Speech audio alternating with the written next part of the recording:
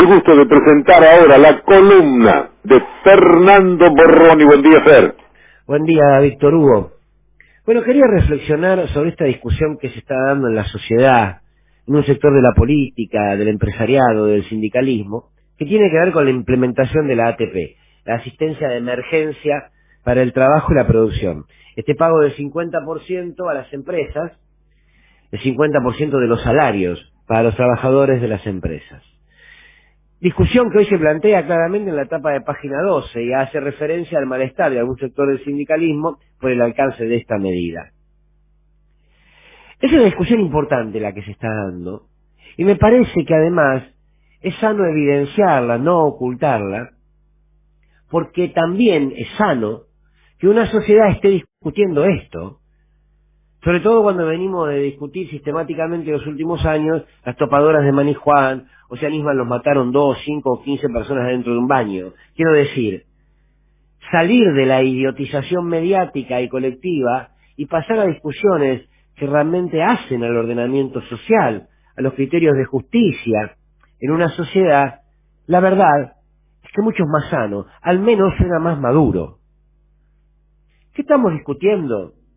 Si está bien o está mal, si corresponde o no que enormes empresas a las que les sobra el dinero, que además son actores de un poder económico que disputa intereses con el Estado, que además se evaden, que además fugan capital, deban cobrar o no este beneficio. Lo que se está discutiendo en el fondo es si esto es una medida justa o no. El criterio de justicia empieza a instalarse como discusión en la sociedad. Y también el criterio de necesidad. Las preguntas que surgen es, ¿en serio que Techino Latam necesitan esta ayuda? ¿Es justo que la reciban? ¿Es justo que haya pymes que quedaron afuera de este beneficio? Y TIC, por ejemplo, no. Quizás las respuestas a estas preguntas tengan que ver con el lugar desde donde se lo analiza. Por ejemplo, hay quienes lo hacen desde la centralidad del trabajador. Entonces dicen, trabajadores somos todos. El trabajador de Clarín también es trabajador, trabajadora. No por trabajar en un monopolio nefasto como el multimedio Clarín dejo de ser trabajador o trabajadora. Por tanto, ¿por qué no debería cobrar este beneficio? Claro, cuando los pasamos por el tamiz de los derechos que tienen los trabajadores como tales, más allá de donde trabaja, se hace difícil negarse y oponerse a esta medida. Uno entiende que es desde acá, desde donde el gobierno nacional decidió este beneficio. El Ejecutivo está ayudando al trabajador, por más que indirectamente también esté ayudando al empresario.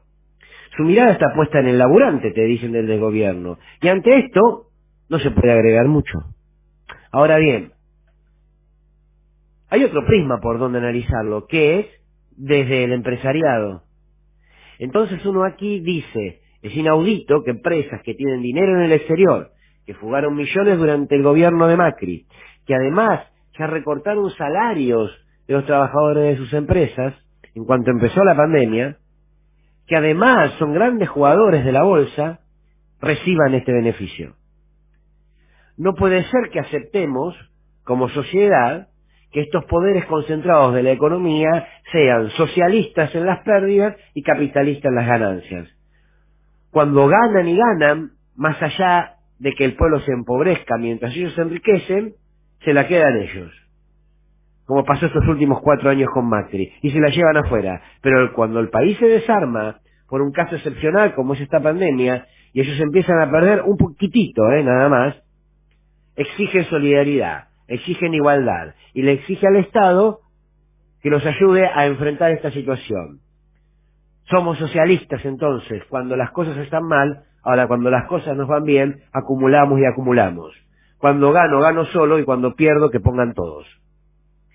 Aquí aparece entonces el criterio de justicia. Y la sociedad discute esto, y está bien. La sociedad se pregunta si es justo. Si el Estado no puede discernir entre el pez gordo y el pez pequeño para tomar medidas, el río se va a poner revuelto, siempre. Además es lógico que así sea. Pero lo que es claro también es que esta situación de la pandemia es excepcional. Y que entonces uno entiende que a veces hay que digerir estas medidas. porque esta situación pone en crisis todo. Ahora bien, la excepción, aunque injusta, no puede transformarse en la regla. Por tanto, el planteo ya es el día después. Si la excepción va a quedar en una excepción en un contexto determinado, o esta excepción será regla. Si la excepción es regla, entonces el día después será mucho más complicado.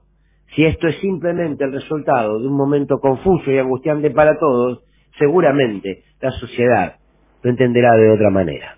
Fantástico. La columna de Fernando Borroni, porque hay que decirlo ahora.